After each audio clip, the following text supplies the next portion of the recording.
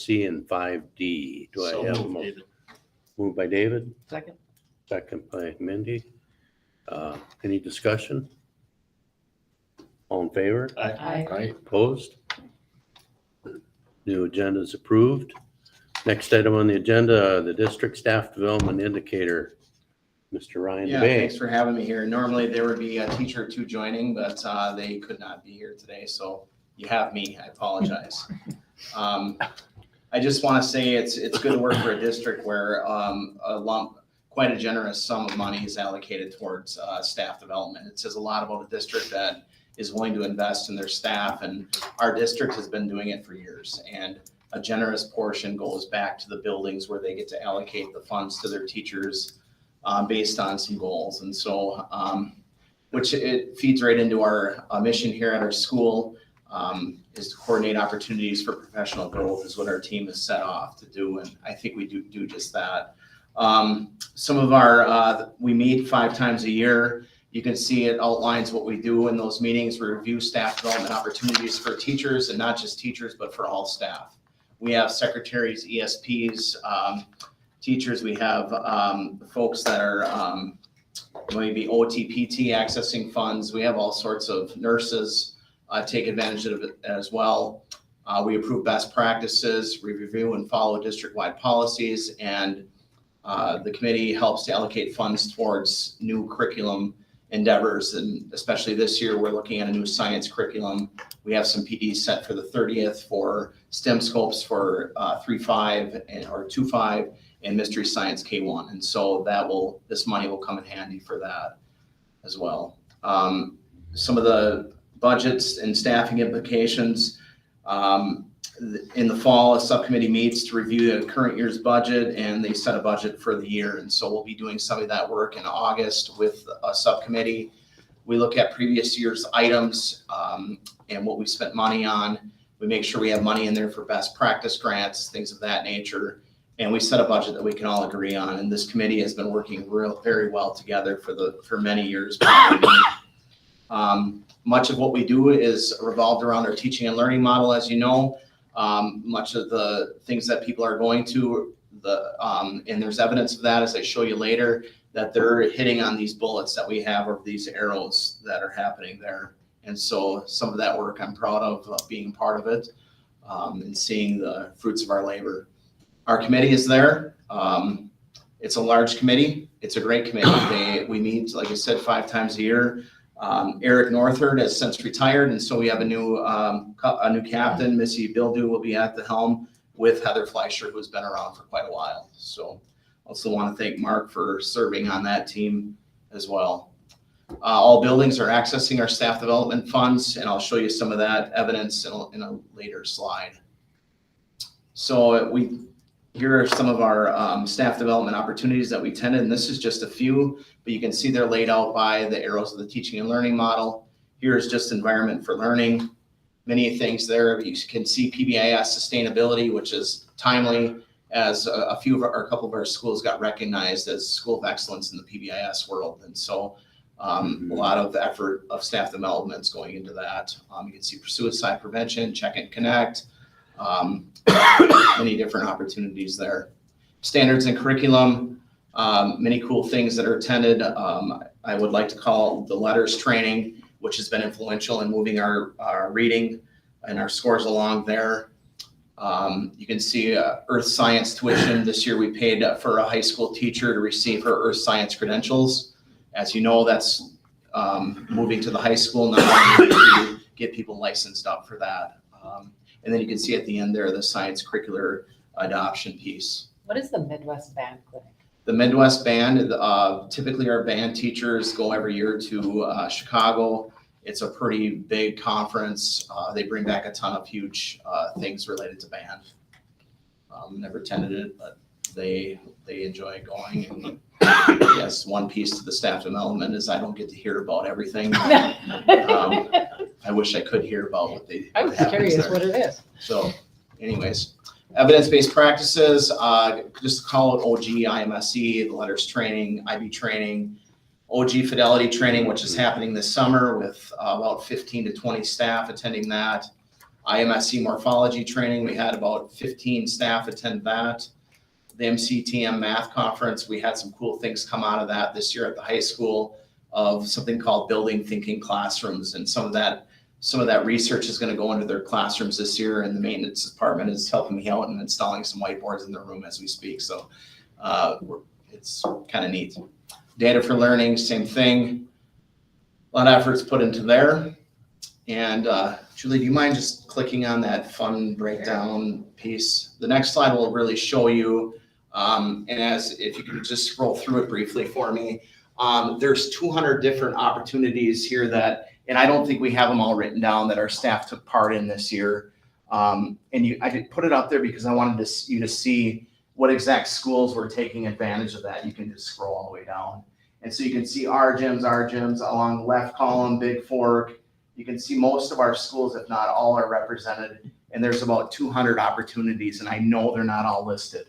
And so when I say we're fortunate to be a part of a district that cares about investing in staff, that's just an example. And again, I don't feel like they're all there, but 200 different training opportunities then that educational piece is brought back here and impacting our kids and the learning. So I feel proud of that. Any questions on that report? The financials isn't as big of a deal as what they're going to and what buildings accessed it. So, all right, thanks, Julie. You can head back to that slide.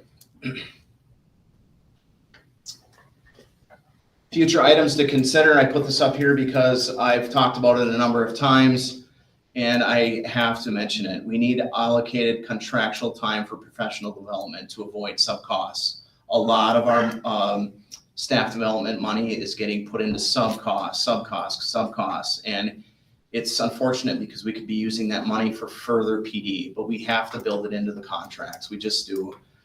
We don't have a lot of time to work with our staff as it relates to PD.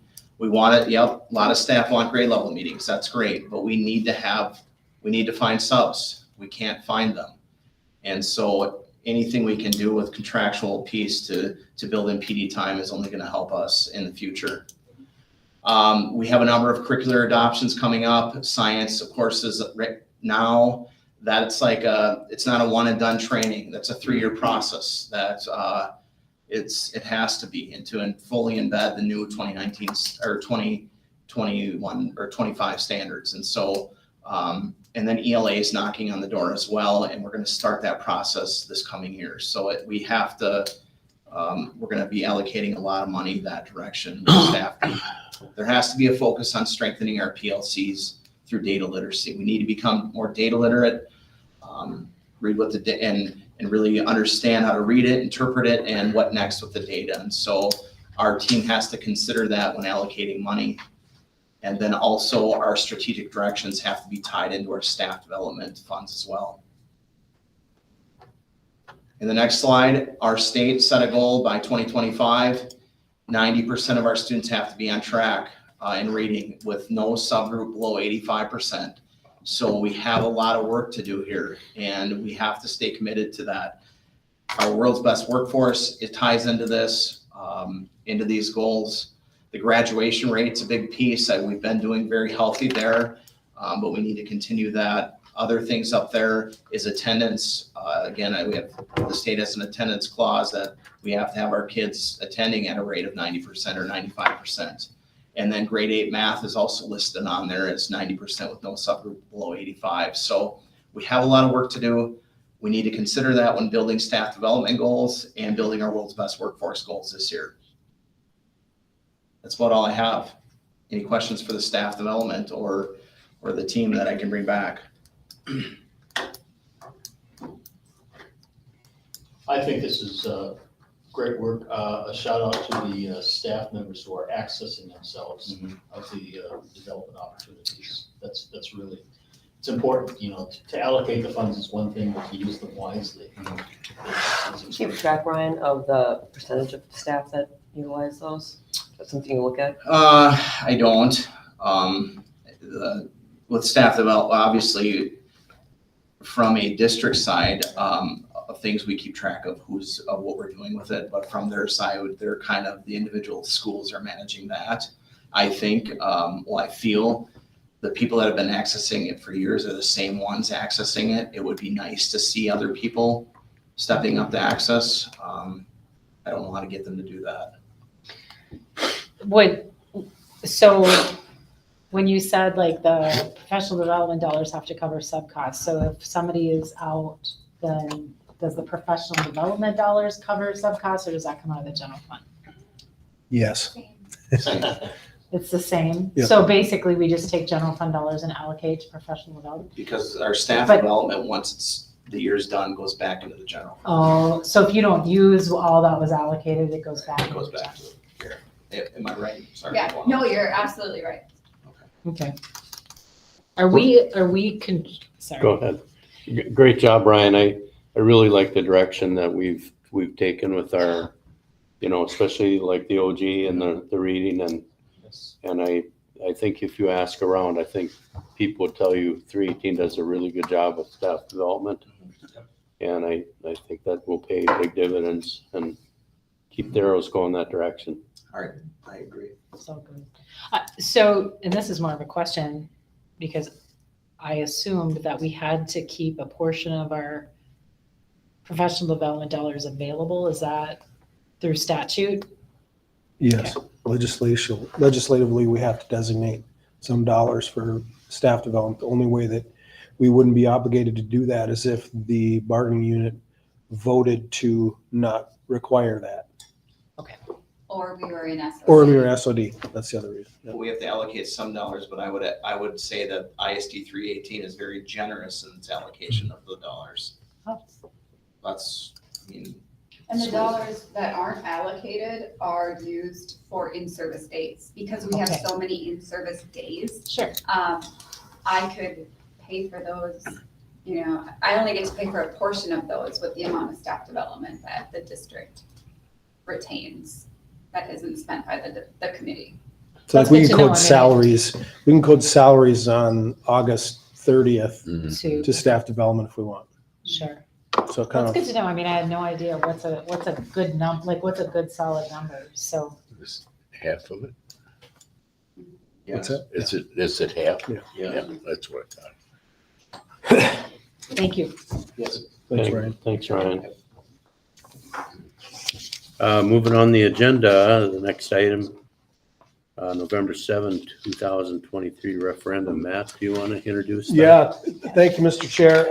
Members of the board, we've been, I was looking back through materials that we've been talking about, working through. I ran across something from last December about referendum, kind of teeing up the conversation. And, as we've worked through the budget the last few years, we've had this pattern of deficit spending, and with the limited number of options available to school districts to resolve that structural deficit, this idea of a referendum or additional revenue coming from local sources just keeps coming up. It seems to be an option that we have to significantly wrestle with. So, and we've had lots of discussions as recent as yesterday, going through some options and working through some of the kind of the context, whether it's our district financial situation, the recent survey that we heard results from Peter Leatherman on, those results as interpreted by Todd Rapp, and then also the strategic planning work that Ryan referenced in his document. And so as we kind of frame out what this looks like, there's a series of decisions that we've talked about needing to make. And Todd helped sort of frame up thinking around this and did some massaging of that too, and ran these by Mark, but thought this organization might be a good way to sort of work through some of these discussion and decisions that need to be made.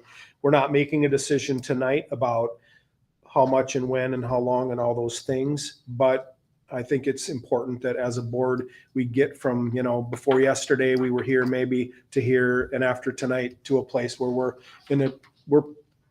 on the doorstep of that decision, that we kind of know where we're headed. Todd, I don't know if you want to kind of interject with anything, but one of the things in terms of timing, we've talked about looking at July, going back to the timeline we started with earlier with our budget. We talked about a decision in July. and that's July 24th. From a statutory election standpoint, and we rewind from the election date, that puts us into August, but that doesn't necessarily position us really well from a, the work that's got to get done. So in terms of decision-making, Todd, and I'll just kind of ask you this, and sorry for putting you on the spot right away, in terms of like resolution-y kind of decisions, legal decisions, what does that time frame look like, or what does that process look like? The difference between we're deciding to do this and we're passing a resolution that has bond language and blah blah blah. Yeah, just the middle of August by I think it's the 25th, but Yeah. it might be a little bit earlier than that. You need to have your resolutions passed just so the process of conducting an election can occur. But that's also about the time that the staff starts to come back. And shortly afterwards, the kids and the parents will be back in the schools again. And you really want to have a communications effort that is not starting then, but rather it's progressing at that point and beginning to accelerate. So the timeline that you have right now, which is to make a decision by the end of July, I think makes a lot of sense. Okay, good. All right, Mark, I don't know if you want to sort of kind of work us through these questions. I sent these out early this morning. Hopefully you had a chance to look through them, and we'll kind of wrestle with these as we go through. And Todd's here to help in any way with questions or to pitch in, however. I took a nice drive. Yeah. That's all I did. Yeah, so what we're really hoping to do is kind of solidify our thoughts as a board as to what direction we're going to go with the referendum. And there's obviously quite a few choices and options that we should look at.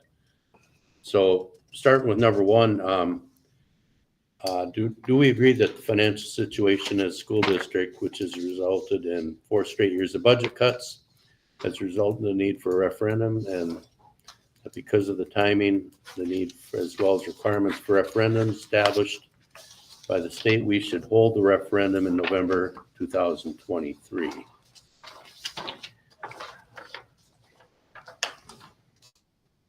So in terms of, we spent a lot of time yesterday looking at budget. We've been talking, we just adopted, the board adopted budget in 2020, in June for 2024. We've looked at the future, the document with the red or the blue row on it, Kara prepared, we talked about yesterday. It sort of paints a picture of the next few years, projected deficits. We know we're starting from 2 million in the hole, at least with COVID funds. So yeah, I guess number one, where's the board at in terms of its feelings about the need and the timing? Yes. Yeah. Yeah, I don't think we have a choice. I think it's a good thing to do, and I think it's November 23 is probably a very good time to run this election too. Believe in our school and believe in our students. It's the only choice we have. I just want to stop the bleeding.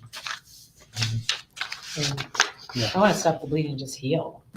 This isn't any fun. Yeah, for me, it's stop the bleed, but it's also without this funding, our students don't have opportunities that some of the kids in the state do. And Yes. ultimately, we're about the kids in the district. And this referendum, I believe, protects their educational rights. Agreed. I agree.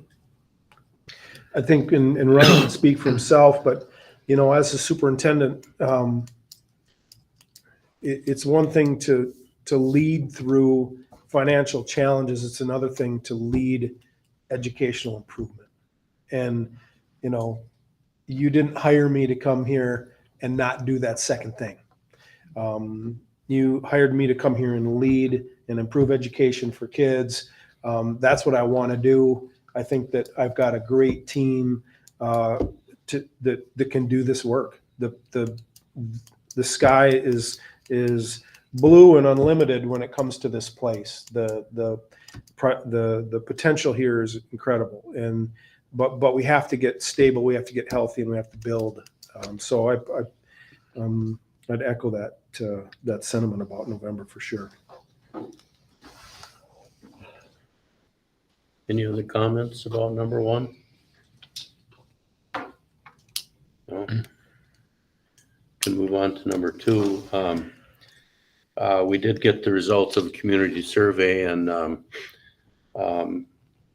think one of the things it did is point out what the priorities are within the community. Financial stability for the district, retain, recruit talented staff, enhanced, improving educational opportunities, safety and security, and updating classroom materials and technology.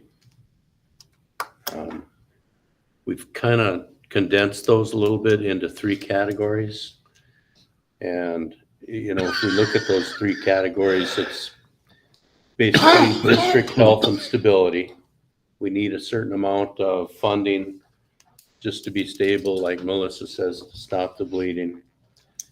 We need to attract and retain staff. 318's always been very good at that. We have a lot of good staff, but we need to maintain that high quality of staff. And then, of course, the third category is enhancing educational opportunities and outcomes. So a little bit of the discussion should be, are those the things we see as our priorities? Are there things that we would add to the community survey as priorities? So it just feels like if we can't be healthy and stable, there's no way you can even do the other two. You can't attract and retain staff if you keep cutting, because who is the staff member that wants to come here when you cut 5 years in a row? Like, are you going to give up your job to come here? And then enhancing educational opportunities. If you just keep cutting. And so unless you become healthy, you can't even get to the other two. It feels like that's the main one, and then everything else kind of falls from that. That's just my own opinion. Almost like you need to prioritize like the Yeah, first one. Yeah, because if you can't get here, there's no way you can touch the other two. Because you can't cut your way to greatness. You just can't. I agree. I think it's a three-legged stool. I think these are the three legs that are absolutely crucial and critical. And I value each of them. I understand the priority, but each one is valuable on its own. I would ask a question about safety and security. We've had a lot of discussions around various tables that are we considering our students' safety and security adequately? And that's a question. I'm not proposing anything.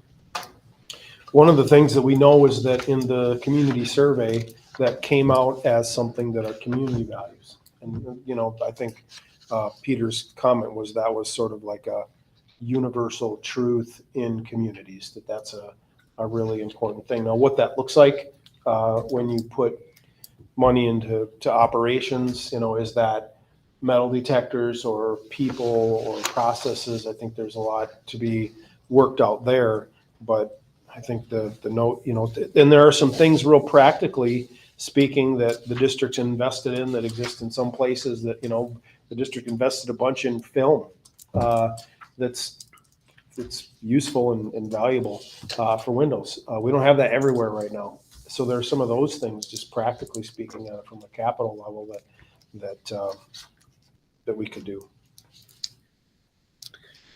I have noticed in quite a few of the referendums that have passed in the state that safety has been an issue that's been addressed in those referendums. You know, obviously that's kind of a universal value among communities. Another thing that we're working on right now, I have a meeting tomorrow actually, is to meet with our, we have a kind of rebooted our district safety and crisis team.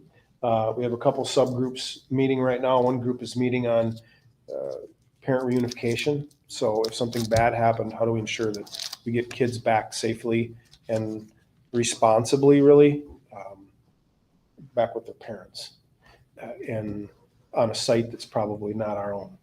And then we have a second subgroup that's meeting about threat assessment. And there's a lot of training that goes into that. And how do we, you know, if we come across something that that is concerning. How do we consistently and accurately evaluate that threat? And that requires increasing the capacity of our staff.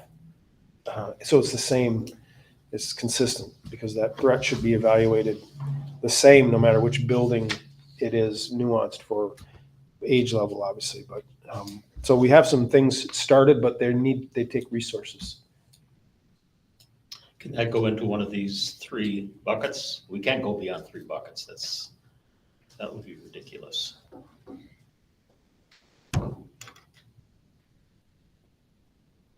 But I think, to Mark's point, I'm hearing it, and if I hear it, it's an issue for a number of people, and we should be saying the word safety and security somewhere. Didn't work. I guess I kind of see it in the first category, district health and stability. If we look at our mission with students, we have 2 missions: to educate them and to keep them safe. I would agree. And I think if you go just look at those 2, that has to be part of the health and safety or stability. It almost gets difficult to put it anywhere else, right? Because it means that we're talking about safety as a 3rd priority. That doesn't sound right. It doesn't sound right.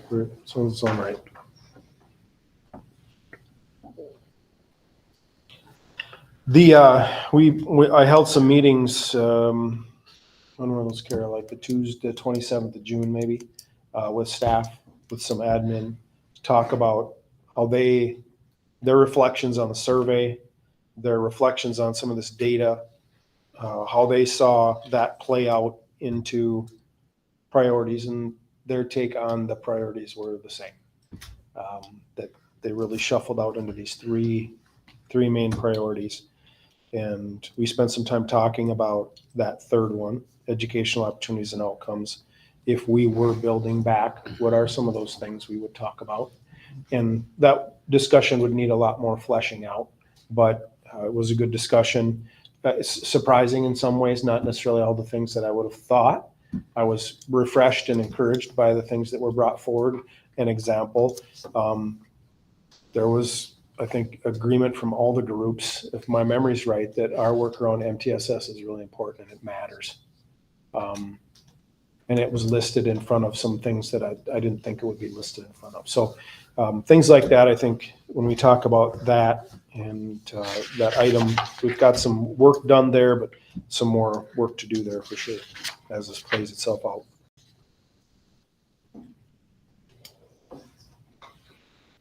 So shifting on to number 3, the community survey also tested a $7.4 million annual request from our residents. And I don't know, Todd or Matt, do you want to talk a little bit about what that means as far as, individual households and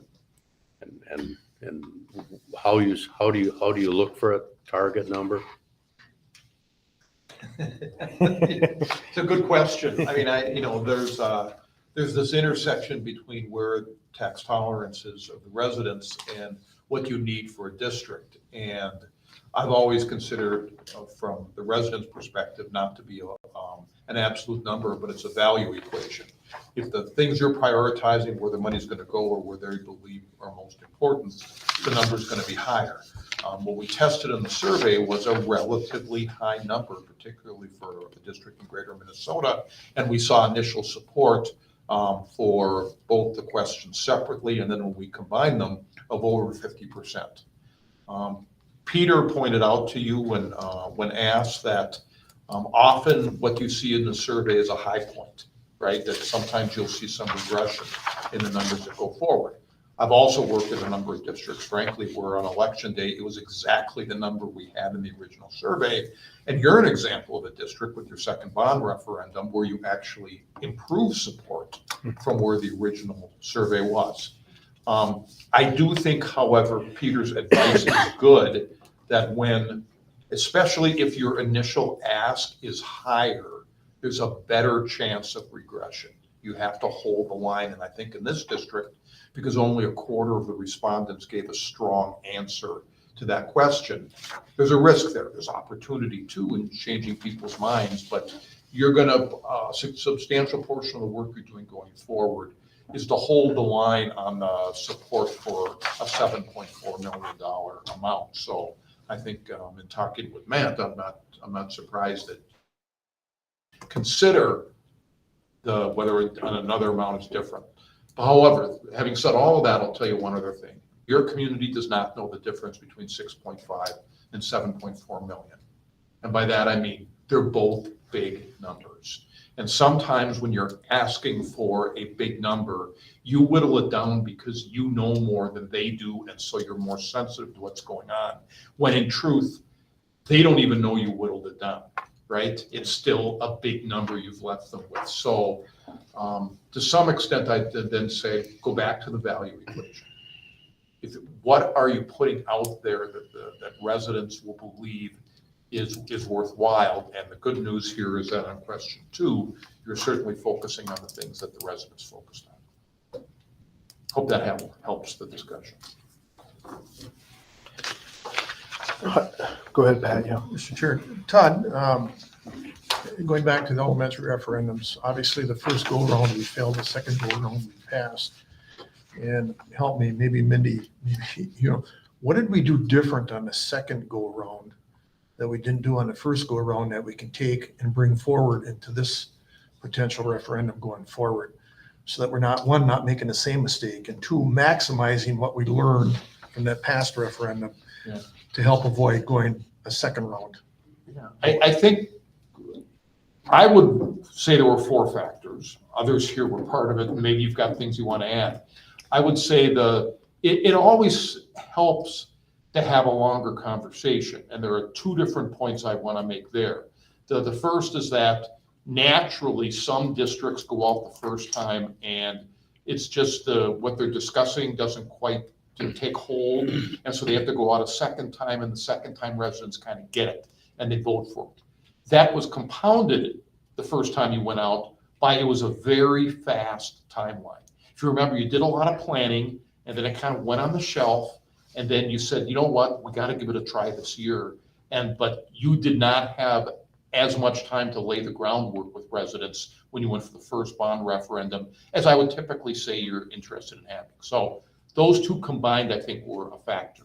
I think a third factor was you did have some staff pushback during the first bond referendum. I think we didn't do a very good job of communicating or at least making the commitment that staff would be part of decision-making in building assignments and how they work together. And I think that there was a buzz about that. And I think, one of the biggest factors in whether something passes or not is whether staff is standing up and supporting it. The final thing was that I don't think the first time around you had a very active or engaged vote yes campaign. The second time you absolutely did. There's a great group of people, large number, very active. If you remember, we had the second question on the ballot on the athletic facilities. We didn't think there was much of a chance of that passing. It still almost passed. And that was in part because there was a great community group who was working. That's my assessment looking back. Others may have things to add. Well, and I wasn't involved in the first one, but I know one of the things that we tried to do was get out there all the time. First of all, with that one factor with the teachers not being on board, we went to every single school and talked to the teachers and made the presentation to every single school twice. We went back twice. And then we went to community groups. We talked to community group upon community group for a year, I bet. Because not all communication methods are going to work. So you have to do a lot of it one-on-one. And we had a bunch of meetings with the RIFE, big community meetings, small groups, presented it to all sorts of groups. So. Well, my recollection, Todd, is the last piece is the first one was driven by the district, or the second one was driven by the community. And to me, that was my big takeaway. The district can't drive something that we're looking for. We have to get the community in place to drive that for us. And then tied to that, I think, is the messaging that goes with that.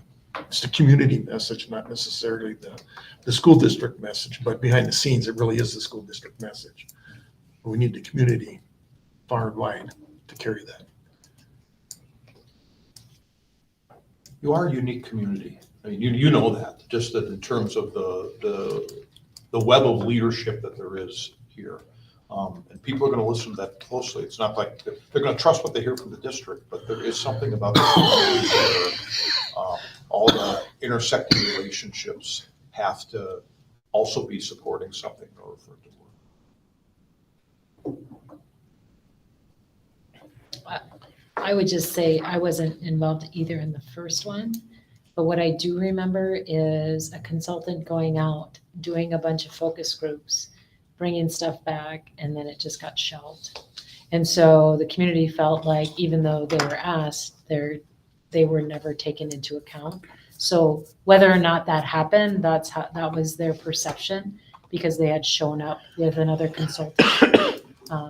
And that consultant, I think, would echo some of that, like some of the recommendations were not taken. And not necessarily by the board, but by some of the leadership at the time. And I think that helps stall that out. You know, it's kind of like it's moving and then it stalls. And then it's like, we got to do it. We have to do it. And then they're wondering where the disconnect was. That's one of the things I would say, just from being in the community.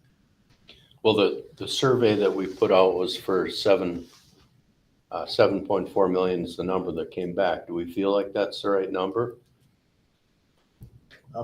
If I could just Yeah. for a second clarify, we didn't in the survey try a bunch of different numbers and talk about implications. We picked a number because you kind of have to get the feel for if that meets the smell test for the community. And that was the number we tested there. If we looked at just the tax impact, it'd be a lower number. But then when we explained what we were going to do with that 7.4 million, it improved. Yes, I think that's the safest way that describe how Peter did the survey. When we consider or think about that number, there's a bunch of things that drive that. One of them is, and you look at these priorities and the sort of cascading effect of them, right? The first one being health and stability. Part of that is how long does what we ask for keep us in a position of health and stability? The larger the number, the longer that is, or the longer that we can feel confident that it will be. We can look at the budget sheet that Kara provided with the blue row and kind of say, okay, well, this number might be good enough for 1 year, but it won't be good enough for 2 years. And this number might be good enough for 2 years, but it won't be good enough for 3 years. And so, we looked at a different number yesterday in comparison to the 7.4. What would be the difference between what we looked at, a 6.5 or a 7.4? One would be how long we feel like we would be healthy and stable. When would we feel like things would start to run out of gas? It'd be sooner with the 6.5. Another thing that would be true is that the ability for us to do that enhancing educational opportunities and outcomes would be reduced. We wouldn't be talking about the number or quality or that type, the diversity of opportunities and outcomes that we would be if we had 7.4. So if we were going to make investments that looked like 7.4, the numbers seem large when you look at digits, but when you're talking about $900,000, it doesn't necessarily translate into giant differences when we have a $60 million budget, right? So the first page here, if you look at the bottom, that's the 6.5 number that we've looked at previously. If you flip it over and look at 7.4 million, well, what does that do? As an example, what pushes that stability number up to, and the deficit number to 4 million. That means that we can push out our deficit longer. It increases that bottom number in the educational outcomes and opportunities number more. So all of a sudden, instead of 6 or 8 positions, maybe we're talking about 10 positions or 12 positions across the district with almost 600 employees. So it's not like the ticker tape parade is going. It's very strategic. very kind of intentionally chosen. And what are those things? I listed some on the far right. Class size reduction. We have 6th grades right now that are going to be 35 or 38 in the fall. Those aren't numbers that we're fond of. Nobody in the room is. We have 3rd grade numbers that are larger than we like. We have some other numbers. Does that mean we restore every cut in sections that we've, but we could invest in some places, and we have a whole pile at the high school too. We have class sizes over 40 up there in many cases, and the middle school. Big Fork is running extremely lean in terms of opportunities for kids. Music's been hard to patch together. Their other specials have been reduced, Spanish, things like that. The RGEM's electives, we talked about that. If you're an 8th grader that's not in music, you have 2 study halls in your schedule. As a superintendent, it's not acceptable.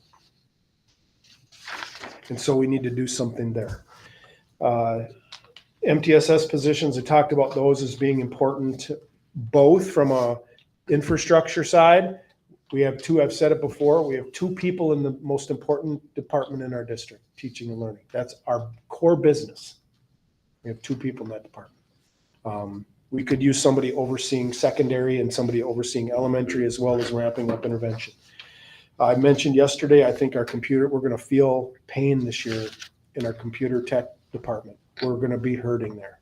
And at some point, we might need to wave a flag there. I'm not sure. We've made cuts with administration. I think our HR department / business area needs some more support. We have safety investments we could make. And then we get into elective programming, whether that's CTE, STEAM programming at the elementary, at the high school. And Darren, you won't necessarily see some of this, but a lot of the electives we lost this last year, especially at the high school, are core electives. So we don't have the same number of literature courses that we used to offer. It's very vanilla. We don't have the same number of math electives. It's very vanilla. Social, a lot more vanilla than it used to be. So if you're looking as a student, comparing offerings, comparing programs, PSEO, doing all that sort of weighing, those decisions get a lot more murky. So what would we do with those additional funds? It would enable us to make some expansion. Computer science is something I think is really, really important for our district. If we're a leader, if we're going to be, I think, an elite district, we're going to be doing something with computer science. AI. What's that? We should be And doing AI, something with AI. absolutely. That's what elite leading districts do. We're not in a position to do those things. So those are some of the differences between 6.5 and 7.4. And I think one of the things we have to avoid is being in the spot where we've done all this work. The community said yes.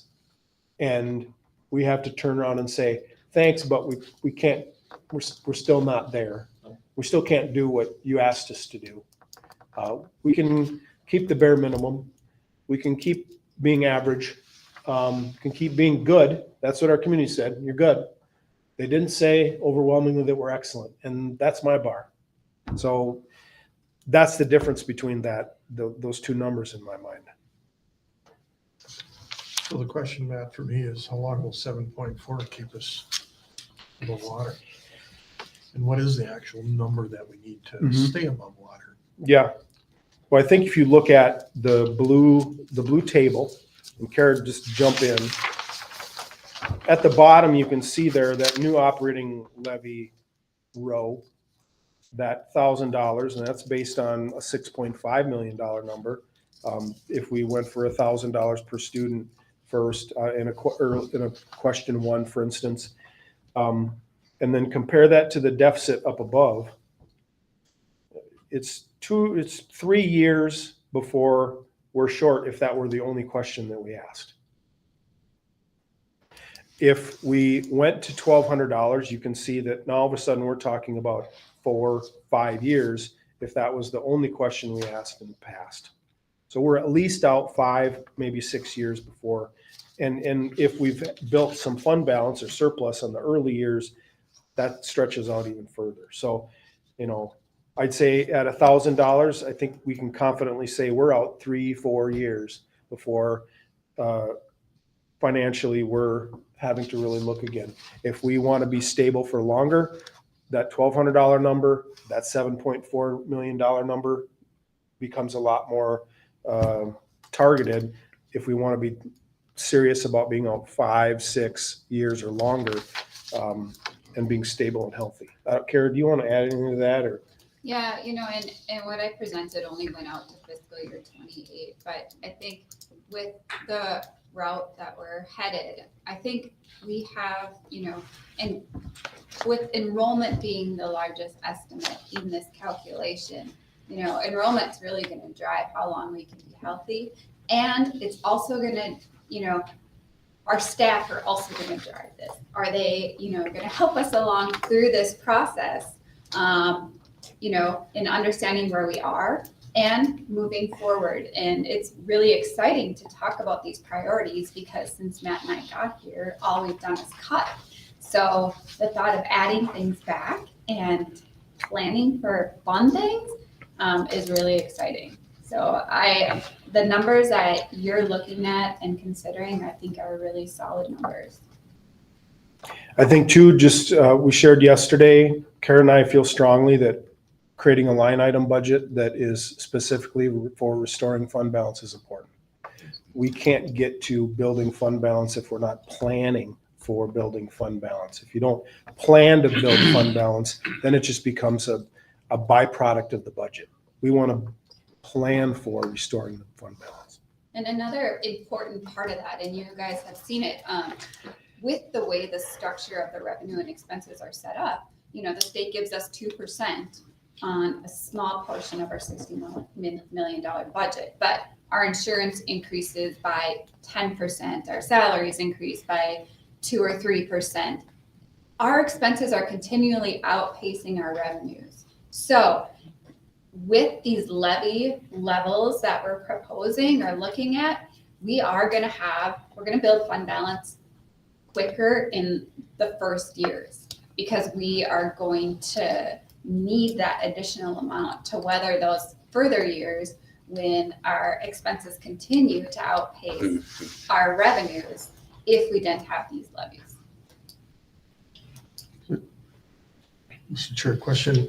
Yeah. You talked about 3 to 4 years, Matt, and I'm not saying this is what would happen, but if a referendum was 3 or 4 years long, obviously as a stroke of the pen by the board, we can extend that 6 or 8 years. By extending it to 6 or 8 years based on what was asked at the beginning, where does that push us out to? Because that revenue was flat, right? But our expenses are gonna. Well, hopefully, one of the things I really want you to consider is putting an inflation factor in our levy. So if we put an inflation factor in, with the state approving up to 3% inflation factor in our gen ed, with that and putting that inflation factor in our levy, that will give us a good head start on, meeting our expenses. And, if enrollment is flat or increasing, that will also really help our bottom line. And if we change, right, so I think this is correct. If we move to an HSA type piece, we know that the expenses are going to remain flat in hopes that we can build back some of that general fund by changing behaviors in healthcare spending. Am I right? But that isn't reflected in here, correct? Well, in this original budget in fiscal year 24 that you approved, that's on the sheet, I used the assumptions that the board approved. I used the 2% and 2%, and I used the HSA with half of the deductible paid by the district. So we're not there yet with our negotiations. The ones that have settled that way, but we need the rest to kind of go that way in order for these future projections to play out.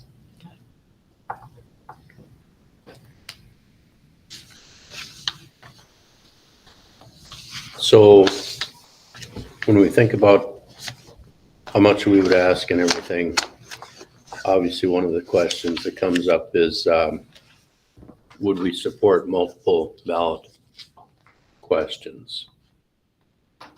And there's a couple ways to look at that. I think a lot of the referendums we've run in the past have been multiple questions. And I think it was just mentioned a minute ago that the last school referendum, the school was the question number 1, and question number 2 was the athletic field, and that was no by 50 votes or something like that. Would we support multiple questions?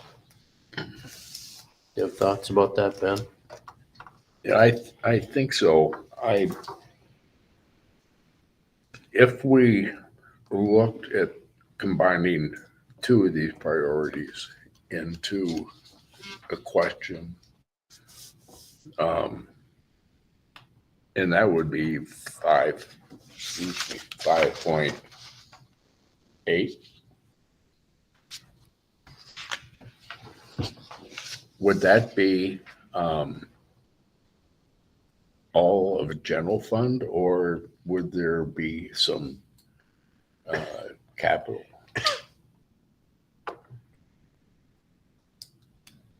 So right now I'm writing to MDE to ask them for authority to apply for an operating capital projects levy that we could put on the ballot. We don't have to use it, but what this does is it takes costs that we pay for out of operating capital, such as all our textbooks and our curriculum and our technology and those things, and we can put those on a capital projects levy.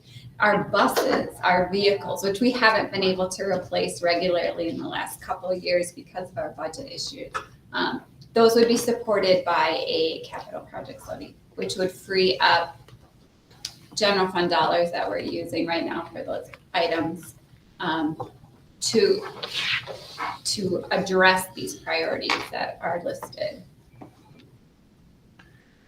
I think it's a slippery slope though, because we're banking on both of them to pass. And historically, it doesn't necessarily happen, right? And if we're looking for the 7.5 in capital and then the per pupil increase,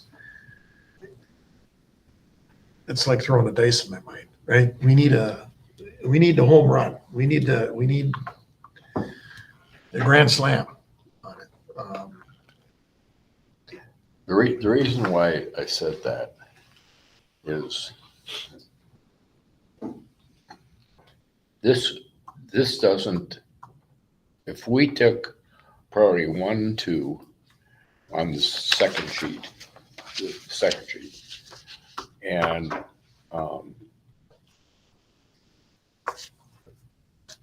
that just makes us whole. It doesn't do anything for Future investment. future investments. It keeps us where we are. Right. Let me interrupt you. The question is for how long? Well, I would like 10 years, but And it could be that it's that, right? I mean, that's the thing Yeah. that we kind of have to but there's no way to predict that entirely. but just asking the question,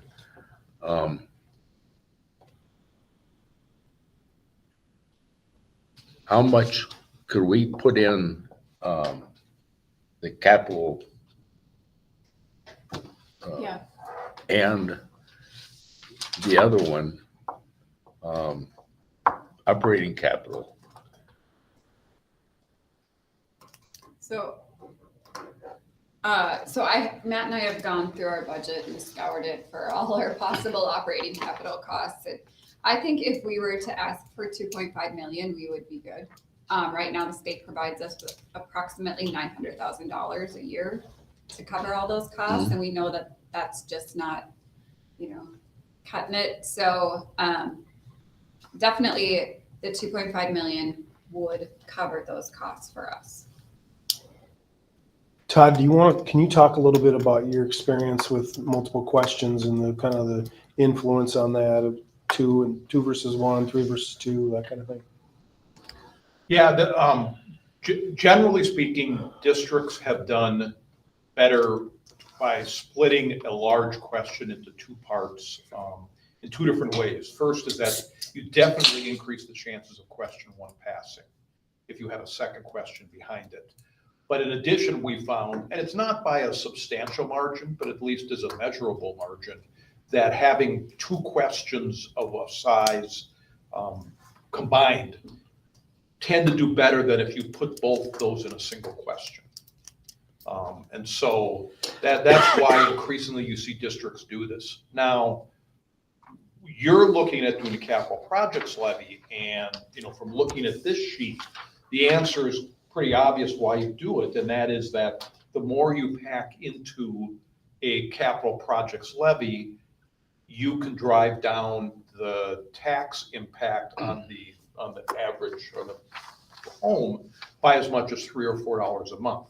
Now, is that going to make a difference, a very large difference in election results? No, it's going to be incremental. But then again, that's the difference between winning with 52% and losing with 48% is incremental. So there's some reason to do this, and plus you're going to be able to talk about tax fairness, spreading the responsibility to pay for this among more properties if you do it that way. I think to Ben's point, the question has to be structured in a way that we have enough in that first question to take care of our basic needs, if you will, for a while. And when I look at this, I don't see how that number can really be lower than $1,000. I think when we start looking at 1,000 or 1,100 or 1,200, again, it goes from being, if it's 1,000, feeling confident that we could be 3 to 4 years, basic needs met. With 1,200, be thinking more 5, 6, 7 years basic needs met, and then that capital projects levy taking care of the other things budgetary wise that we want to do, adding, restoring, improving, that type of thing. It just goes into beyond that. We had some discussion yesterday about 3 questions and how that affects 2. Is there some effect to that and that kind of thing. So I don't know if anybody wants to talk about that. My feeling is I think I would favor at least 2 questions. I just think that that splits it up and I think it makes it a little bit clearer to the public about what we're asking for. We're just throwing out one big number in the beginning. It's going to be hard for the public to understand what that is. And I would be in favor of 2. And if we added a 3rd question, I would want the 3rd question to be something that really went directly toward enhancement of student opportunity. Well, if there's 2, we need to make sure that first question number It's big enough. covers what we need to cover so that we're at least getting back to par, right? Yeah. Because the chances that second question is probably going to fail based on history. I'm not saying we can't turn that ship to make it pass, but the odds are is, I think the percentage is failing than it is passing. I think Ben said it, but it's like voters like to say no to something, right? To feel like there's a control piece in there, like I can control some of this, I can't control all of it. And so often, which I don't remember that second question even coming close to passing. I thought it was like, if it did, I don't remember that. But it seemed like a lot of people were like, they knew we needed it. But if they would just say no to kind of something that they saw as less necessary, right? So it was a throwaway question. So I can say yes to this, but I can't say yes to this. And so is there that extra, like here's what that 3rd question would get us? If we put that 3rd one in, make sure that first one gets us enough to get us down the field and building back. Because if we can't build stability in, then asking for this money, nobody's ever going to trust us again. And that second question, I think, correct me if I'm wrong, was like 860,000 is all on Big Fork. It wasn't over $1 million, was it? No, but it was more than Big Fork. There was other athletic stuff in there. The turf. It and was Big the Fork three weather. things at turf, and that's what people were really mad at. The Big Fork part was that amount, but there was more of it, more other athletic facility stuff I in would there. went for the 3 turf fields. It might have been 3 to 4 million total. Can you structure? I'm gonna come with 3 questions. Mhm. The priority 1, 2 at 5.8.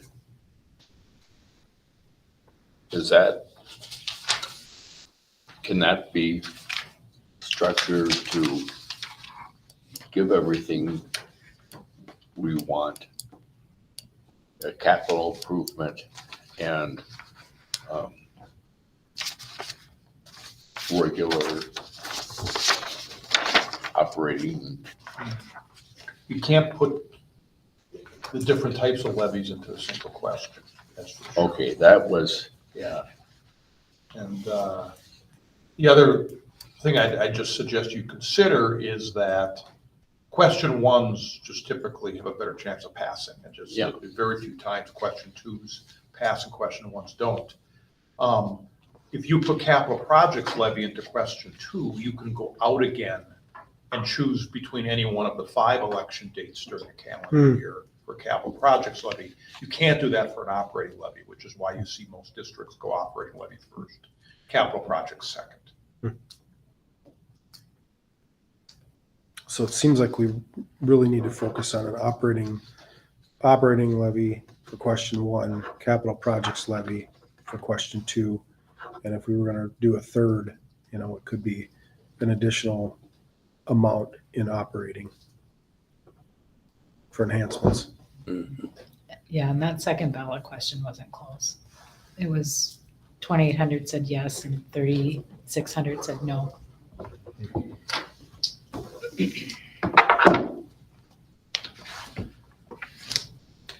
So can you do 2 capital? Different questions, 2 different questions under capital? I'm sorry. Can you do 2 different questions under capital? 2 different dollar amounts that are both tied back to capital? Yeah, your only limit is how much you think we can get out of capital projects. There's just a natural limit based on the definition of uses of capital projects. You think 2.5 is kind of the. I think that's probably the ceiling right now. What about a third question being a third operating question for additional? I think you can, yeah, I don't know of anything, we want to check real quickly with Greg, but I think that you can go operating levy, capital projects, operating levy with no problem. And in terms of the conditionality of those questions, is it determined by the board essentially? If 2 is conditional on 1 and 3 is conditional on the first 2, they could be independent or connected? You can decide how you want to do that, and you don't have to, you could make 3 dependent on 1, but not dependent on 2, if you wanted to. Right. okay, we've got,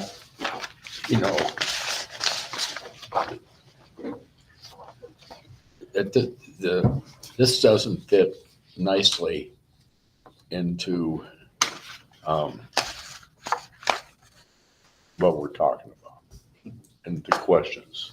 The numbers in the column? Yeah. Yeah, and I also, like I said yesterday, the numbers in these columns are informed, other than I'd say that the top one. I mean, the top one you can tie right back to this budget sheet. When we're talking 3.5 million or 4 million, you can lay that out, stretch that out over time.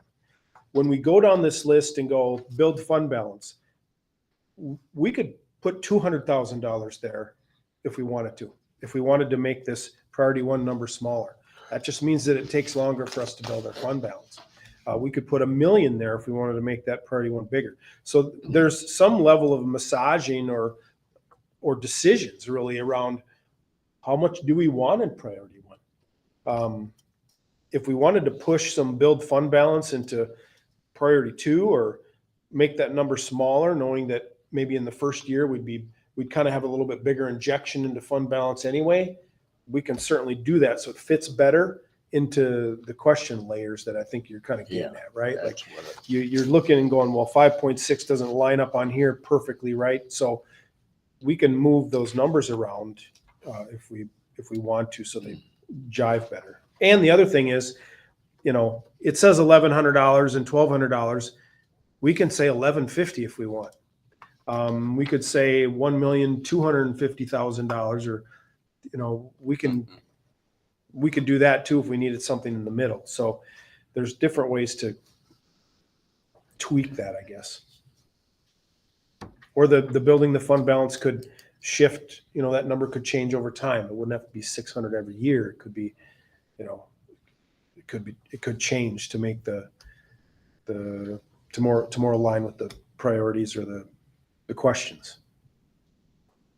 I think, you know, the big question is, what do we feel is the number that we believe we need to get to stabilize, and for how long? Is it, we really want 4.8 million so that we can know we're good for 5-6 years for sure, maybe longer? Are we okay with 4 million, knowing that that's going to shorten the amount of time that we're going to be stable? Because that sort of impacts then, I think, the rest. Do we have a sense of how many referendums pass with some kind of inflation factor? No. I do have a sense, though, that inflation factor is rarely an issue that decides whether a referendum question passes or not. Because for me, I'm just wondering if you just go after the 1,100, like factor in inflation. Just because everybody's talking about inflation factors impacting tax dollars, so. So where will we go? What's the tangible here that the community is actually going to see and feel? You know, the third priority is educational opportunities and outcomes. Are we going to talk about bringing back art? Are we going to talk about bringing back Spanish? You know, are we going to talk about those curriculums that we cut? What can we take to the community that they're going to see benefit in? That's, so to speak, tangible, even though it's not physical. They can't come up and touch it, but we can talk about how it's going to enhance their kids. This priority one is health and stability. I understand that's what was on the questionnaire, right? What does that give them? A ledger sheet? You know what I'm saying? It's just, it's not pizzazz. You know what I'm saying?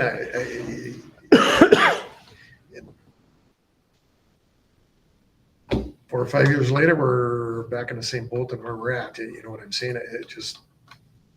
I think question one is, needs to get us balanced, and not for 3 or 4 years. It needs, if we're doing this, we have to have the full term. If we're doing a 10-year, we need to reasonably expect that keeps us whole for 10 years. The community is not going to appreciate us coming back and saying, well, it wasn't enough. I think the second, with a levy, is attractive to a lot of residents who are paying taxes here, saying, how about some of you guys out there paying some of Just this? bought all the lake lots. Yep, it's time to share the expense. So I think that's a little bit different approach. And I think the third is, it has to be a much smaller number, but I think that's what people really, if you wanted to run something that's gonna pass, that's what you'd run. But that's gonna sink our ship. Mm-hmm. But you put that at the end to say, we truly value an extraordinary educational opportunity for our students. And that includes art in elementary schools. It includes Spanish and whatever. The community sees those things and knows those things have happened. But they've also seen that we've cut millions of dollars out of our budget. We've laid off, 70 people in the last 3 years. People know that. And so that's the stability piece. I would be very concerned about putting art or anything of that nature back on the ballot because we sold them down that path last time around and it was the first to go. But we could sell them on the idea of decreasing class sizes for years to come. We could sell them on the idea that we can get to 90% of our kids at or above grade level by 2025 and we're gonna increase test scores. Like, we're going to do that. If we're given the staff, and I hear time and time again, I've been asked, well, what do we need? What we need is the staff to do the work, like to really engage in our MTSS process and have the people there so we can get kids from, where they're at behind below grade level to at or above grade level in a year's time. And so maybe it's not necessarily selling them on a program, but maybe it's selling them on we're gonna beef up our educational system to get where we need to be for years to come. I feel good about sending elementary kids to the middle and high school that are prepared to tackle the rigor that's gonna happen there. And right now, we're not quite there in third grade. Third grade's not there. You look at our MCA data, we're not there. So I would hate to put art on there or something like shiny if it's not. I'm not saying it's on a ballot, right? It's the narrative that goes on in the community. Sure. And I mentioned this yesterday is we're in this every day, right? We know the jargon, we know the talk and stuff. You got to put yourself in this simple mind of the people out in the community that's not necessarily connected to the school. Yeah, they have kids in the school, but they're not connected to the school and what's actually happening. And I'll just share this where I came from. I was talking to a couple. They brought the conversation about the school. What's happening at the school? They had no idea about the budget. They had no idea how much we'd cut. Well, how'd that happen? Was there misspending? Those are the types of things. And these are just average Joe working people in our community. And simplistic, to the point, what are we getting? And how is that going to better our students in the long run? Todd, can you talk? Because I think the challenge that we recognize is that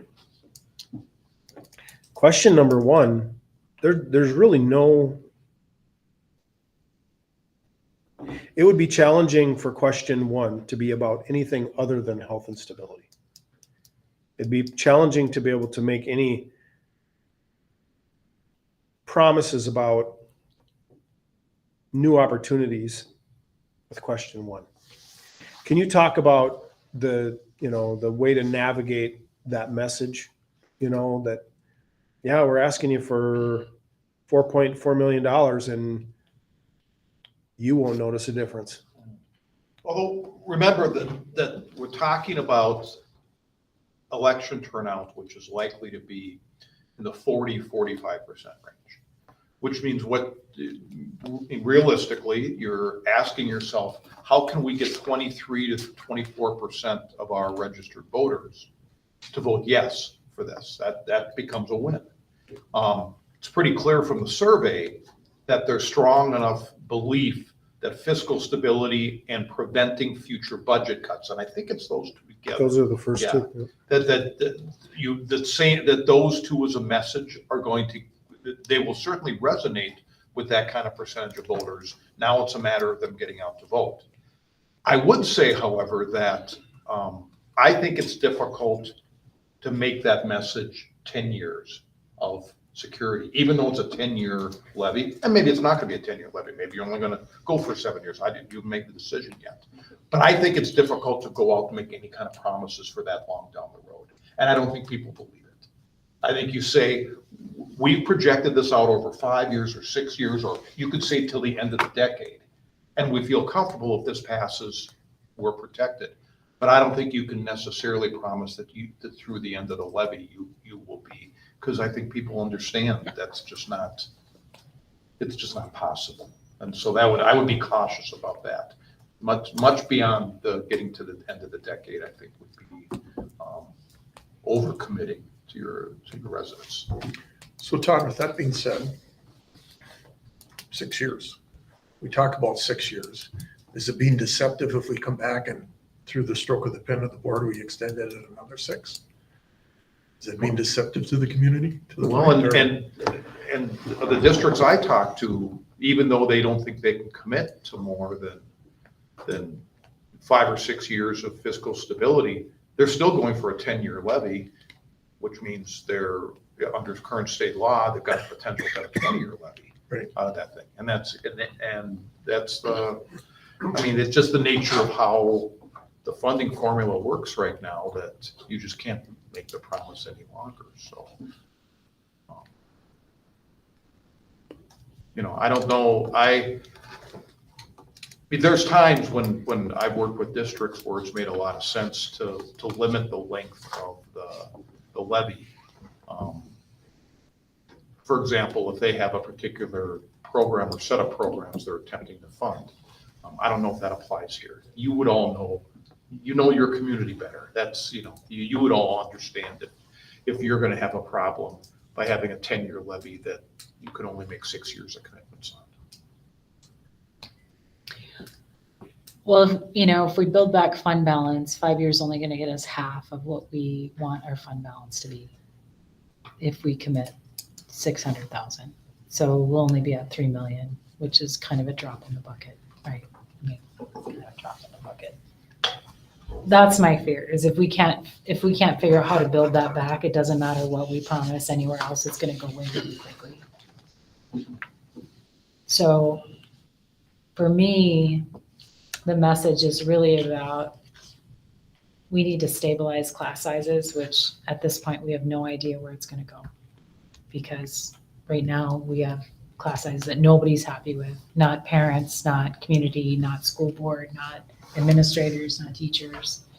And so at the very least, if it can be, this health and stability really is about bringing down our class sizes for the health and stability, not only of the district, but for the kids, and that they can get an education in a classroom that's less than 40 kids. I mean, parents are going to know. Parents are going to know, grandparents are going to know, because they're the ones that give us the phone call. I get more phone calls from grandparents than I do from parents. So based on what you're saying, Melissa, does priority 1 and that dollar amount in there, will that do that for us to reduce the class sizes and still build our fund balance for the next 6 years or 7 years or whatever, however long it is? Yeah, I don't know. That's the question. Is it, can we do that with 4.1?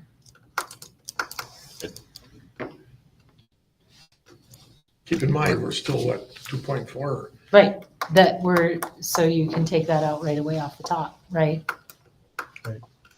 That's why, when we talk about priority 1, I would not be comfortable standing in front of the community and say, all we need is priority 1 to pass in order to lower class sizes. I wouldn't be comfortable doing that. I couldn't do that.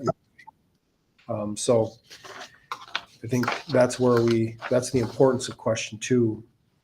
That's where the messaging around question 2 comes in. But I think back to Pat's point, then what does that get us? So if I'm talking to somebody, what does that get us? Well, I think back to the survey, the top 2 things that people said were important to them were district health and stability and stopping the cuts.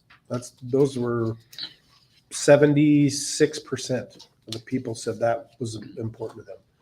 So it's not a message that we're fabricating or that wasn't clearly articulated by them. Now, if we're, going into it with the idea that question 2 is a foregone conclusion, I think that might be different. I'm not prepared to accept defeat on question 2.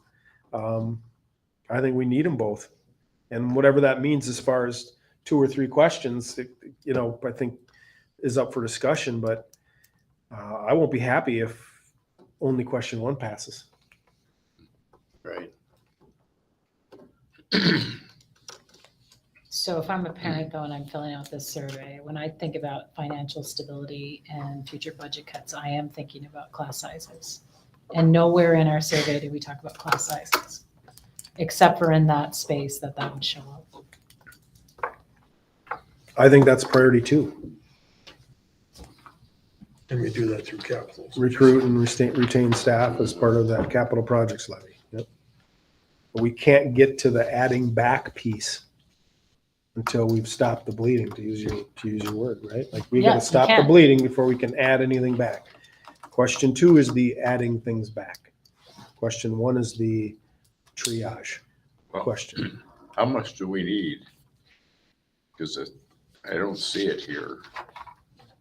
To, is it the 5.8? Or is it a different number? Well, I think if we looked at, like, let's just go to the big sheet and look at $1,100. I think Melissa threw that out earlier, right? Yeah. If we look at $1,100 on the operating referendum, that's 4.4 million. And we'll use round numbers because these are, a function of rounded numbers. Going back to the budget sheet, going back to the priorities sheet, what does that enable us to do? It enables us to eliminate our budget deficit for, that's kind of in between the 1,000 and 12. So 4, 5, 6 years. It enables us to build some fund balance back, not as much. That's what that does. If we layer on a $2.5 million capital projects levy, which is about our cap, we're sitting at 6.9 million. That's in between the back side and the front side. That enables us to add some things back, address class sizes, put back some electives that we cut, add some positions that we know we need. That's what that question 2 does. Question 2 sort of takes care of priorities 2 and 3. Question 1 takes care of priority 1. Now, if we want to layer on, and how deep we go down, again, the difference between the front page and the back page is 2 things. 1, the size of the eliminate budget deficit, which is about the length of the stability. And the second main difference is how much can we add back or do as a result? 6.5 million is probably 4, 5, 6 positions different across our district than 7.4.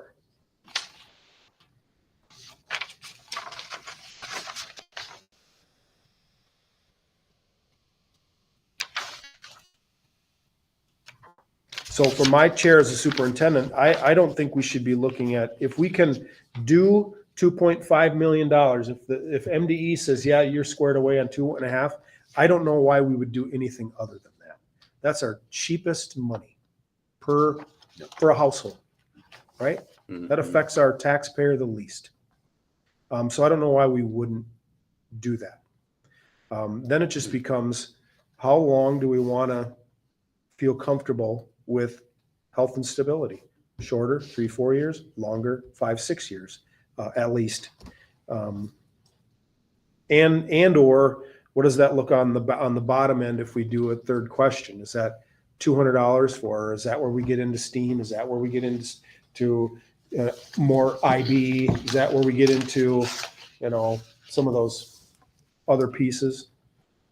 But if we're talking about 3 questions, I'd hate for question 1 to be for sure less than 1,000, and I'd feel more comfortable if we were in that $1,100 or $1,200 range. If we're talking about wanting to be able to say, this is we're not gonna have a problem in 3 years. Matt, can I make a comment? Yeah. I talk with you about this value equation, right? Right. You're all having trouble articulating how question 1 by itself is a good story. You're not having much trouble saying how question 1 and 2 together, because you feel like you can get more done, you can meet more of the promise that you're making. That's what I'm talking about in terms of a value equation. There just isn't a very clean story about question 1 by itself, and it makes a lot more sense question 1 and 2 together. You have to understand that there's a good chance by telling the story that way, you may lose some votes because it ends up being a marginally higher tax impact to have a second question that's capital projects levy.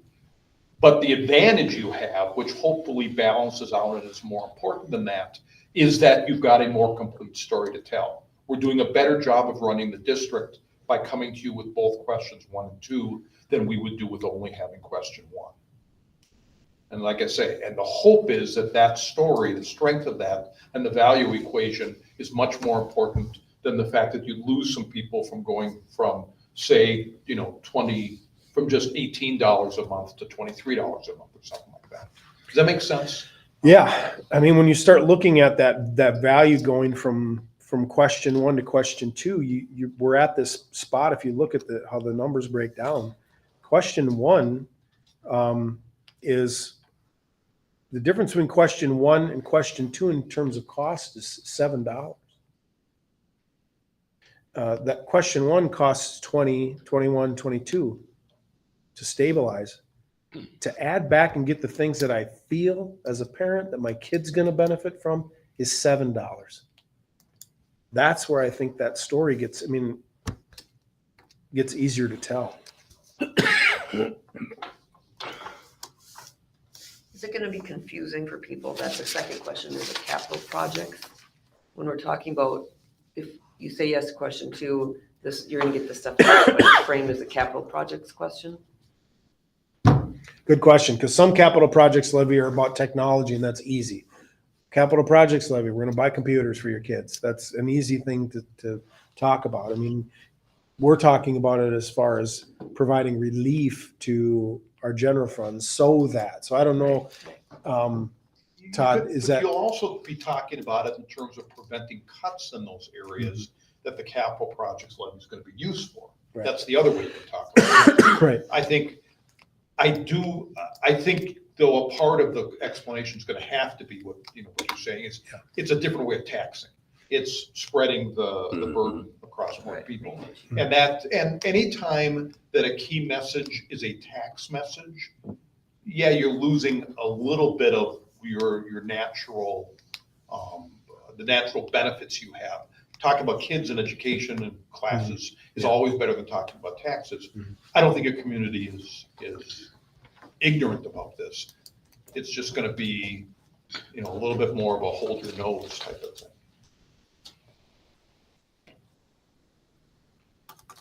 We're just shifting money from 1 to 2. Right? It gives us 2.5 more million, 2.5 more million in our general fund. Yeah. And the burden is less on the taxpayers because it's spread out. Correct. Right. Yeah. I mean, that, and that's the max we could get. If we could do the whole thing in a capital projects levy, that would have been what we would have chosen. Yep. But unfortunately, we can't. Yeah.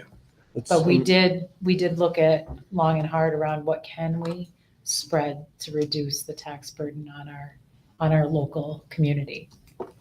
Those that reside, live, invest. Yeah. Taxation without representation. Extreme. Well, let's shift on to, do we want to talk about the terms of a levy, or have we covered that already? I know, we've been talking, I think, quite a bit about 10 years, and yesterday we talked about a shorter term and the renewal. And, I think Todd and I had a conversation yesterday, and he kind of mentioned some of that tonight, just that I don't think the community expects that we know what's going to happen 10 years from now. I think all we can do is communicate that we've thought this through and we're planning the best we can, and we're going to be evaluating every year and making good decisions along the way.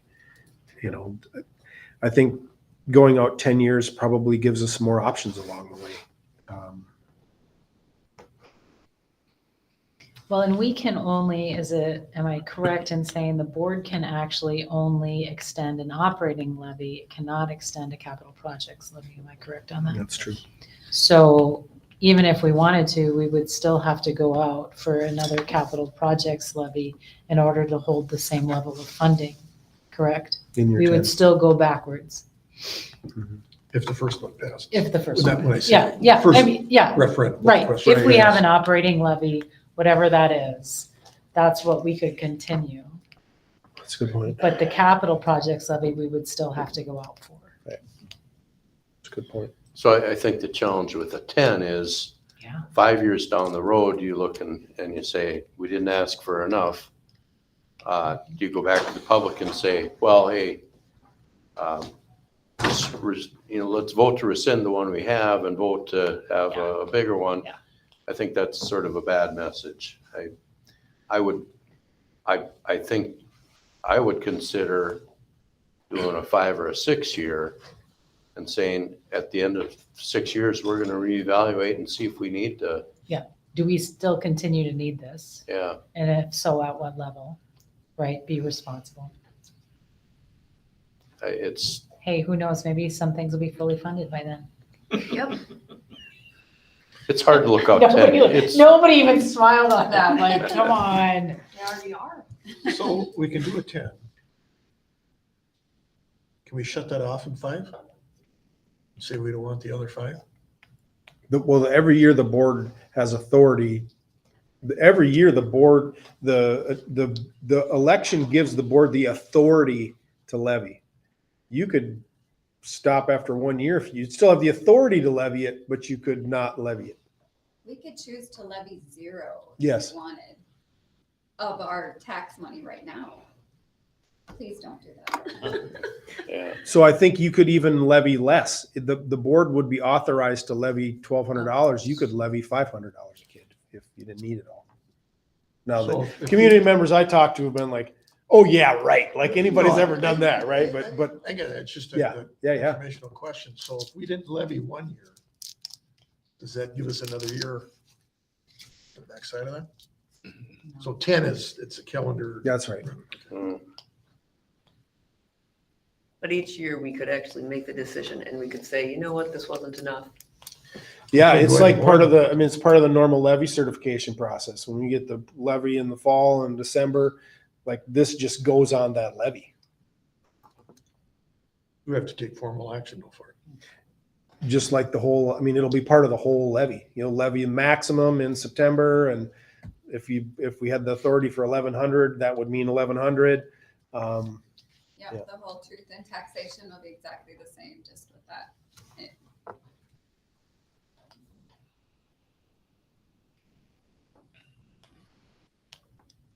What did they call those 2 levies here a few years ago where they gave us that authority to, I don't remember. Local optional revenue. Yeah, There was 2 parts to it, and then they combined them into, they ended up being $724. yeah, Yep. yeah. It was 300, and then the second part was 424.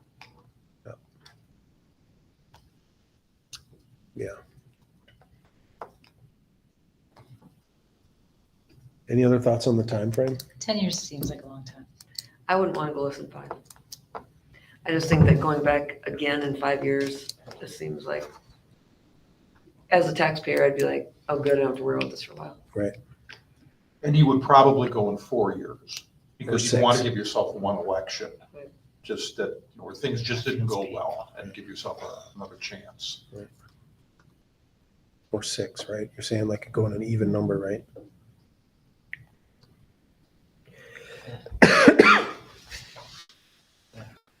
I kind of see both sides of this one. I mean, I kind of had that same thought as Mark about, what if you don't ask for enough and then you're like, we got to rescind one and ask for more. That just Yeah. feels terrible. But at the same time, I think your point was good. Like, how are you communicating on the front end, what the expectations are from the community? What, realistic is, what realism is as far as planning, that kind of thing. If it's 6 years and it's going well, the operating referendum can get renewed automatically. So you're out for 12 on that, but you still got to go out for that capital projects. So you're out on year 6, no matter what, if you go 6, which seems like a long ways away, but it isn't. The community has a long memory. Didn't we just pass this? Yeah. Yeah. Mhm.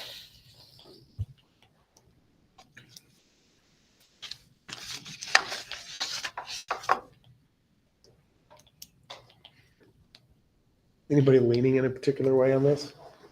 My instinct is to go for a longer time period, just to give it some time to settle in, because we're gonna have to go back. It's not gonna be 10 years, it's gonna be 9 years.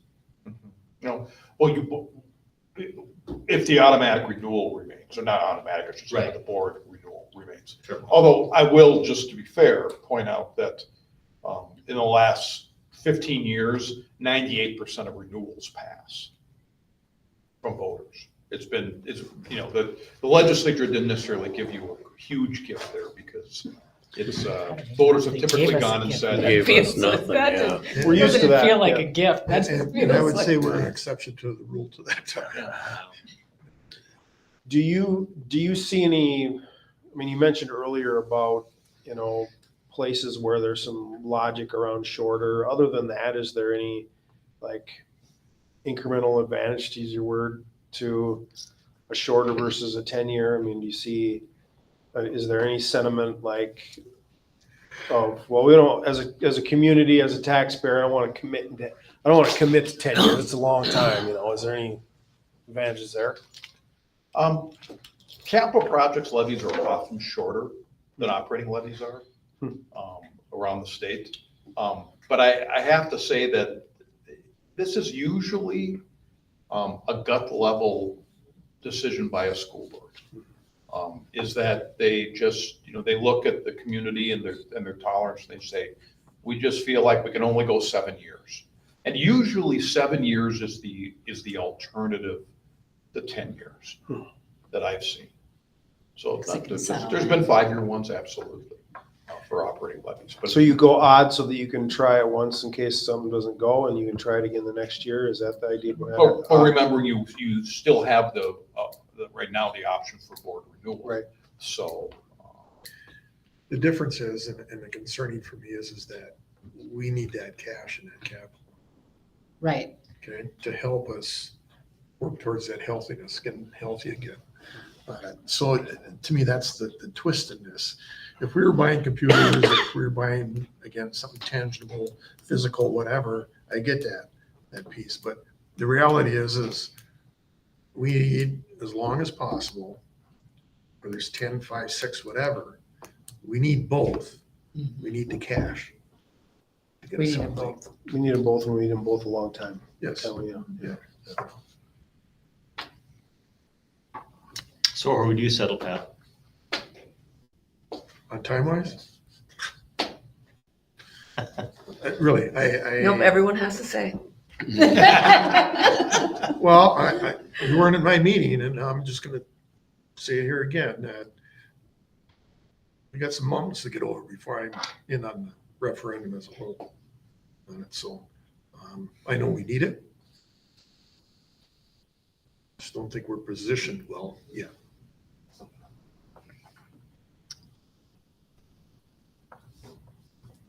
What do you think, Ben? 7 years. Both the capital and the operating. Okay.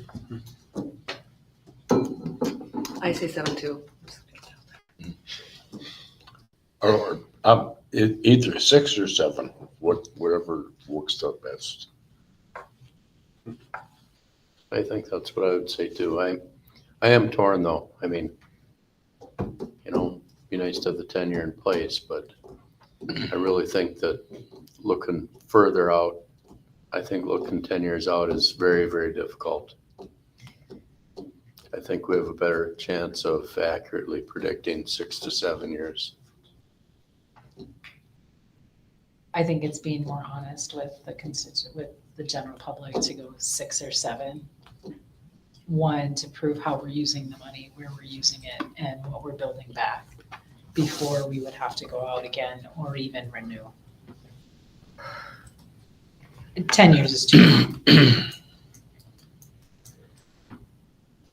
It does give you an opportunity to kind of check in and be like, look at what we've done. You trusted us with this. Look what we got done with this.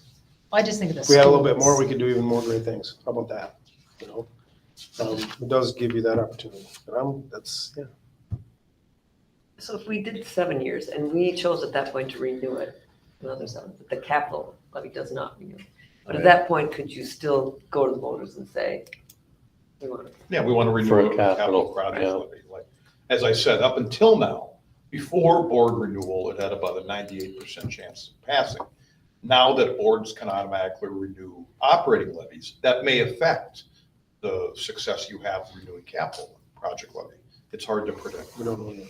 On that capital projects levy in 7 years might look different. You might be able to say, Right, this is what we need. Like, we're buying this, we're buying new tools for AI and career and whatever. I mean, we could do that.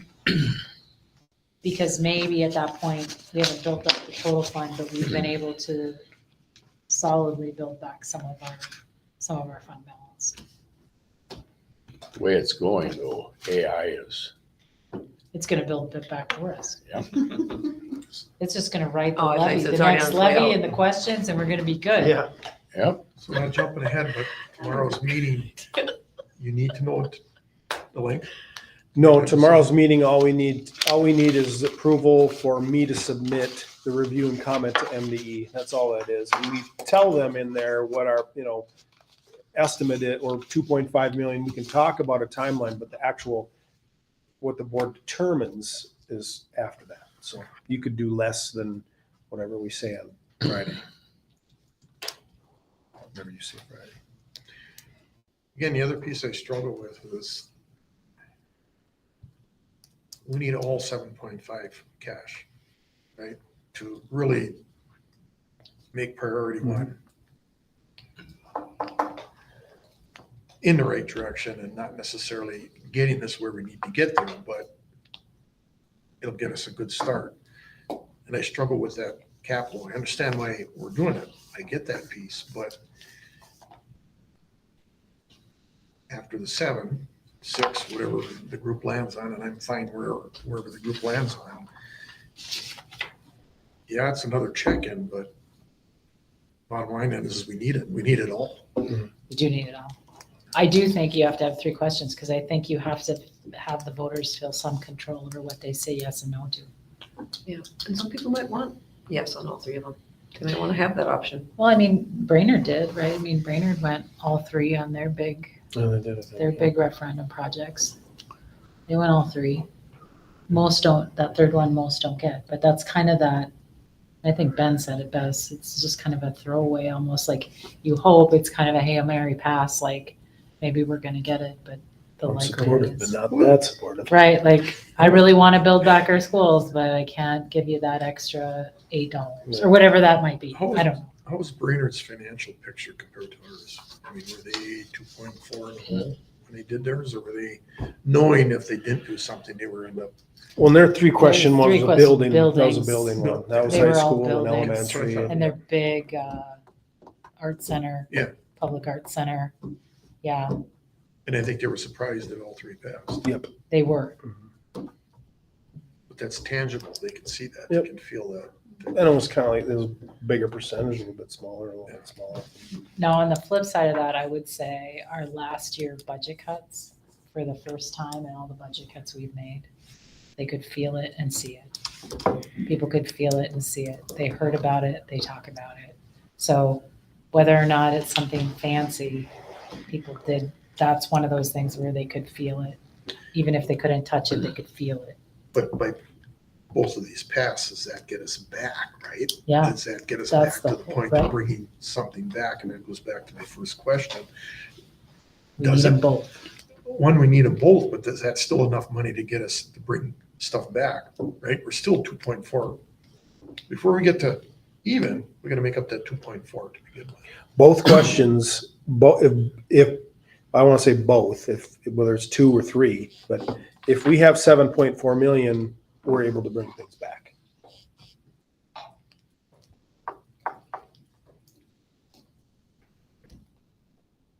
My comment, that needs to be part of the narrative. Yeah.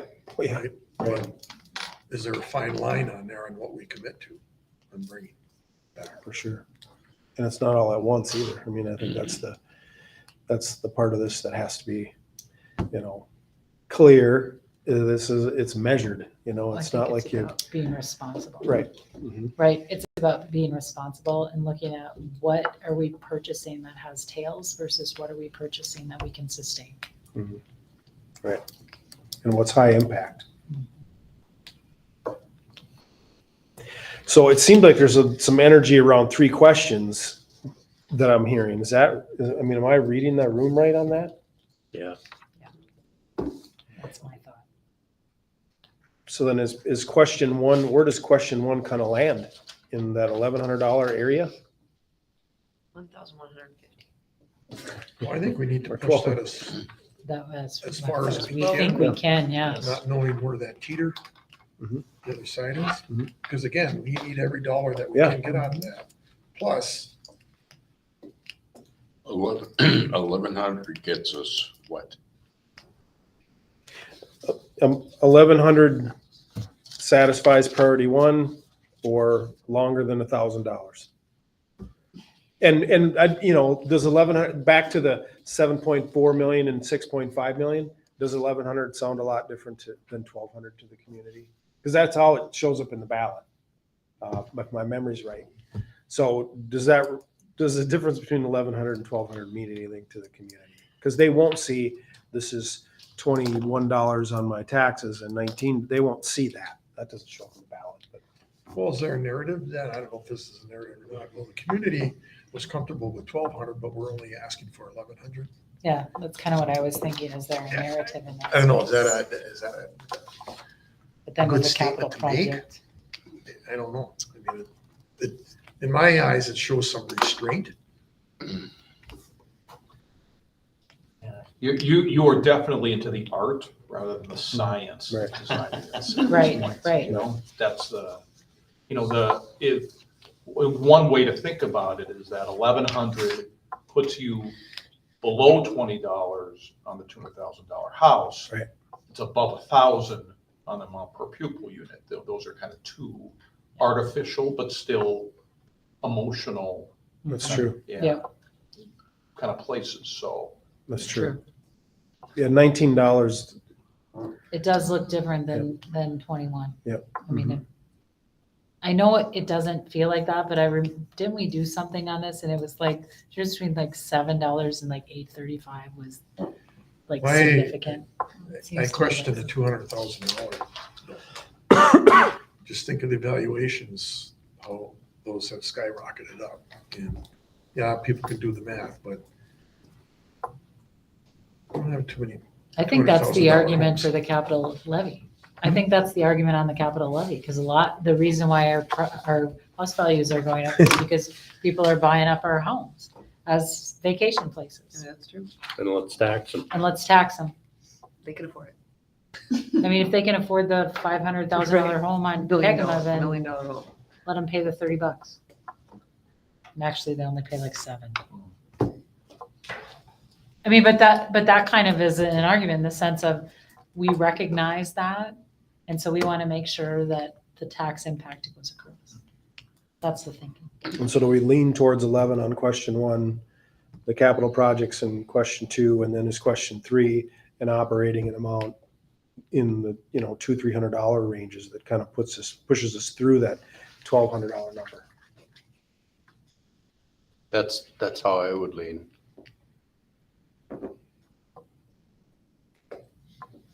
And it's pretty proportional where 400 is the lowest one on here, but you can divide it in half and it'll be pretty close.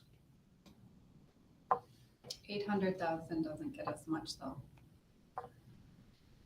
What do you mean? Well, just with the $400, $400, if we divided that in half, the Yeah, it would be- $400 get was 800,000. 5 positions. Right. Yeah. Yeah, it would be really sort of like really targeted enhancements. That would be like STEAM positions at the elementary. We could say that we would get STEAM positions at the elementary with question 3. And that's it. Science, technology, engineering, arts, and that would pay for that For how long? quite a while. As I'm listening to this, Thief River Falls is going to go 3 questions, operating capital projects, operating. And the third question is going to be just about, we can extend out the stability. the fiscal stability for another 2 to 3 years. Because of what you're talking about, maybe having shorter than 10 years, I'd recommend question 3 be about bells and whistles. What's the advantage? Is it class sizes? Is it particular programs? Is it, whatever it, for question 3 to be believable for people to at least be in the ballpark, you've got to say educational opportunity. Here's what it is. The other option is question 3 could become, I'm going to say this in a kind of a crude way, but it's still true. You could just turn it over to staff. That is, just say to your union, let's have a question 3 there, that if we can get the public to go down there, it gives you even more, a more secure salary grid than you had. But it's going to have to be either, regardless of those 2 options, it has to be contingent. Yeah. And you can't have a situation where the public can vote for question 3. Right. Only. Right. So will we have that contingent on all 3? Question 2 doesn't pass unless question 1. Vice We versa. have to.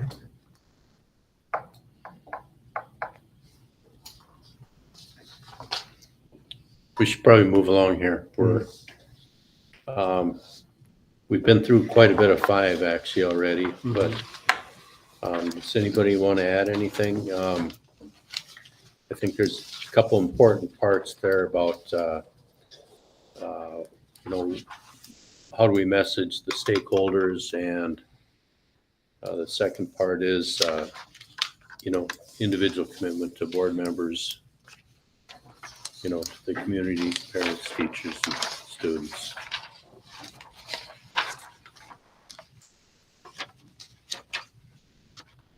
I think we've been through most of that already. Does anybody have anything they would want to add to that?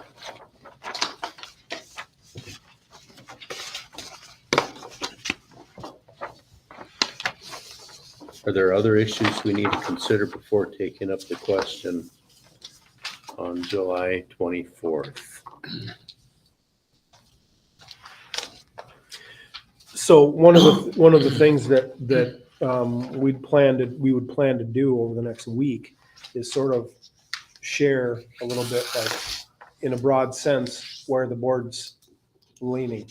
Not that it's definitive, but where the board's leaning with some stakeholders, right? Like, we talked to you early on about problems, planning, solutions, this option. Here's sort of the neighborhood of where the board is at. About this much, about this long, about this way, for these things. Is everybody comfortable with that or not comfortable with that? I'm comfortable. Yep, I think we need to message and communicate as much as we can. And get some feedback. Is our key. Can I ask, what does our finance committee, because we have some people who are in the community, right? What are their thoughts on this? Have we asked? Have we talked about it with them? Yeah, we've been talking about this hypothetically in some scenarios with them for probably 6 Over months. a year, actually. I was looking at, they started looking at referendum stuff over a year ago, just broadly. And a couple of them have been to some of the community meetings. So they would be on the list of people next week that we would talk to. I'm just wondering how they can help us message, because they're key players in the community who have a better understanding of finances than most. And a lot of those are good stakeholder groups that they're connected to that we will need. Do we really have a commitment from them that this is the direction we need to go? I get, The finance committee? Well, the community members on the finance committee. Yeah, we've had some discussions, but will you support this? Will I you think go to that's community and talk a about really it? good question, because if they won't support it, then we really have a tough hill to climb. I think part of that, Matt, is this is what was talked about. Is this something that you can support Yeah, okay. and talk about it? Yeah, that makes sense. Support it. Yeah. And I hadn't been this to- stuff. Yeah, What's because that? I mean, if they Using this can't, stuff then we're that in we trouble. looked at.